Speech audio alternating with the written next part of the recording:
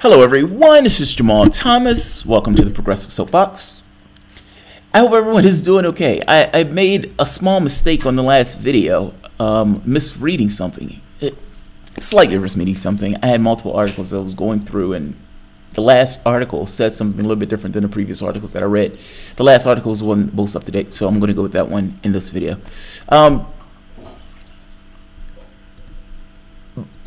My argument is that we're on the precipice of war. I don't understand it, while other channels don't see it that way. And if I'm being fair, I don't have God's knowledge of other channels, so I don't know if other people are talking about this. But there's been major events that have taken place in Syria right now at this very moment as people do whatever they're doing at this particular time of the day, wherever they are.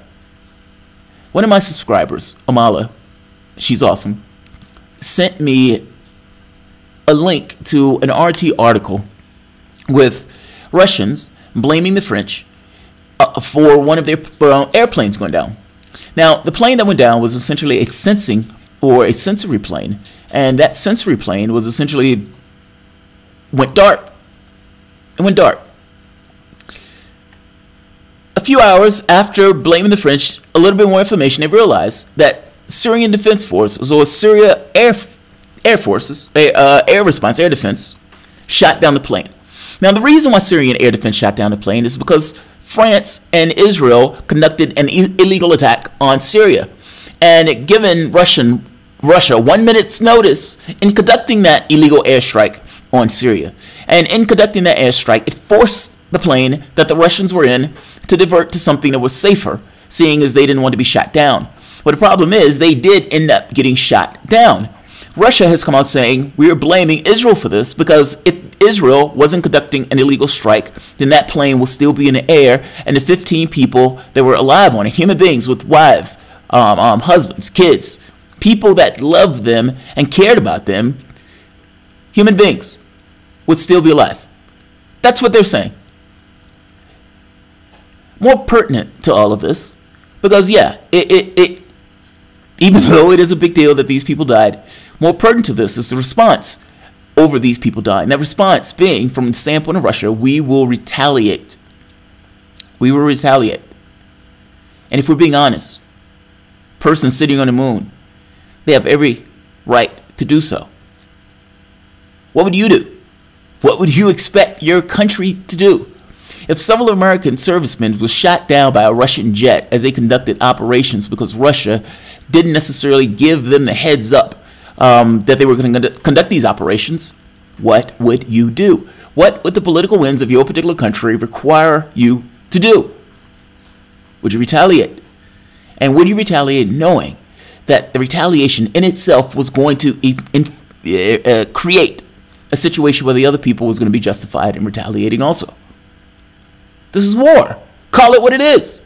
The fact of it is, I've done this show for over a year. And for the entire time I've done this show, this particular story I've stuck with because the similarities of this particular story with the events that took place in World War I. All of these people, all of these countries are in certain degrees of alignment with opposite perspectives of the world, all in one particular state. One nation, let's say it that way, one country. They're conducting operations with opposite intentions. This is, for all intents and purposes, a proxy war. I don't know what else you can call it. It is literally a proxy war. This proxy war has just created a situation where multiple Russians have died. And it's not a situation like before where multiple Russians had died, where people just kind of kept it hush-hush, not really said anything about it. Pompeo came on and said the United States has killed multiple Russians. Russia hadn't made a big deal out of this because at that point, if you make a big deal out of something, you have to do something about the thing that you're making a big deal out of. They're making a big deal out of this. You think the retaliation is nonsense or BS? Pompeo, the United States has killed hundreds of Russians, or about 100 Russians. Russia didn't make a big deal out of that. They are making a big deal out of this. Russia has said they will retaliate. And they will retaliate on Israel for killing their people. Or at the very least, they're blaming Israel for killing their people because the actions that Israel took ended up in the deaths of those Russians.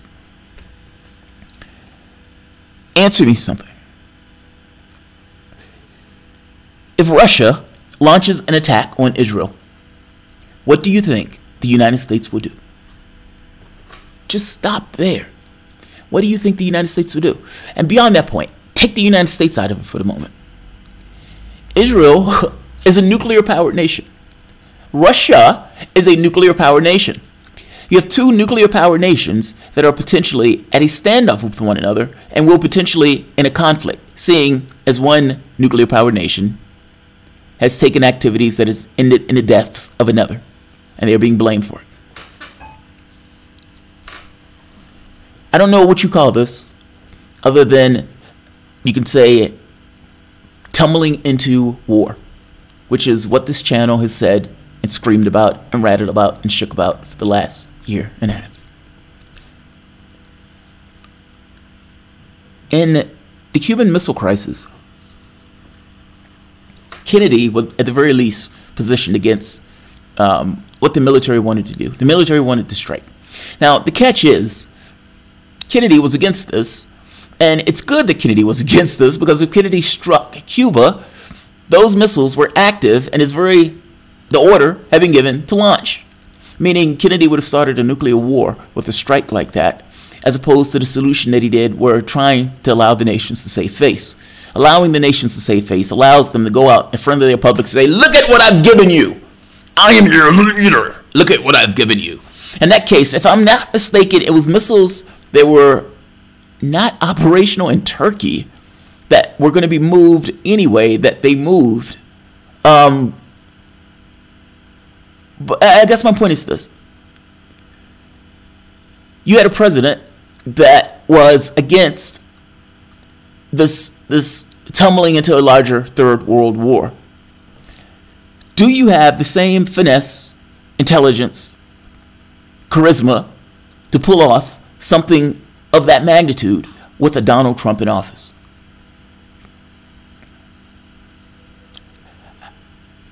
I don't think the answer is yes. I don't think anybody in their right mind believes that the reality show host has charisma and the skill set and mental wherewithal of a John F. Kennedy.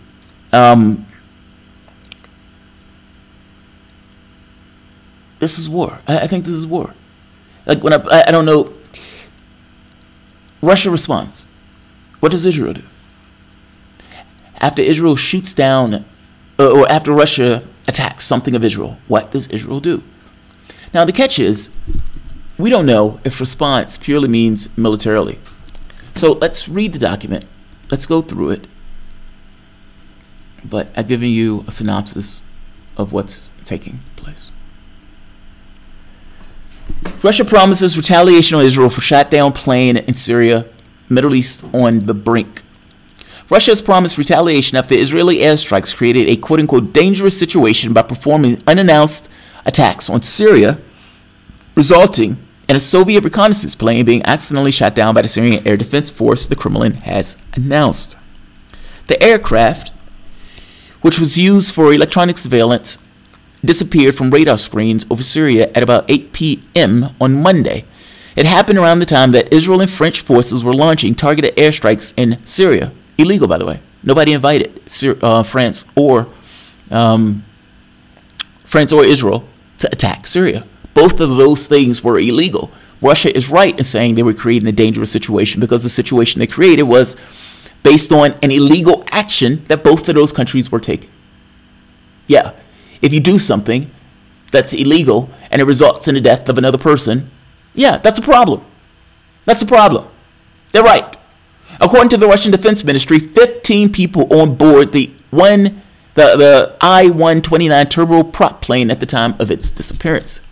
But on Tuesday morning, following the Russian military denying involvement, the French military denying involvement in the plane's disappearance, RIA news agency reported the Kremlin has accused Israeli aircraft of deliberately creating a dangerous situation. Russia said Israel was to blame by allowing its pilots to force the Russian aircraft in the path of Syrian missiles when the craft was shot down accidentally. RIA reports that the Russian ministry accused the Israeli pilots of putting the Russian aircraft in the path of the Syrian systems. The ministry said it held Israel responsible because at the time of the incident, Israeli jet fighters were mounting an air attack on Syrian air targets and had only given Moscow 1 minute's warning Not enough time for the Russian plane to get to safety. The fate of the 15 persons on board is not known, but Russia said Israel is responsible for the deaths of the crew due to its irresponsible acts, with the Kremlin threatening retaliatory steps in response.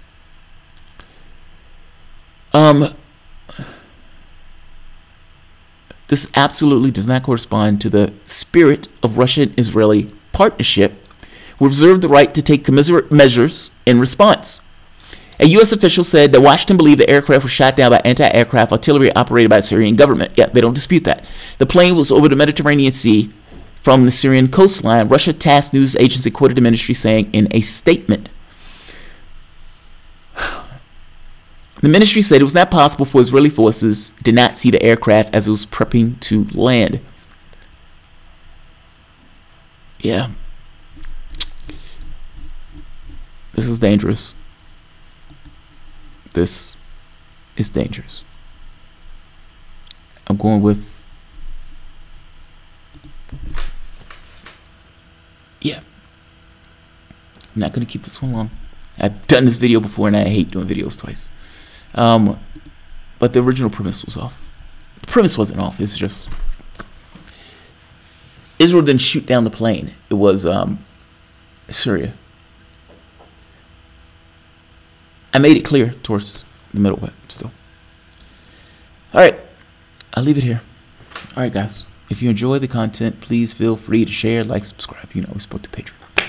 That's assuming we're all here in the future. Thanks, guys.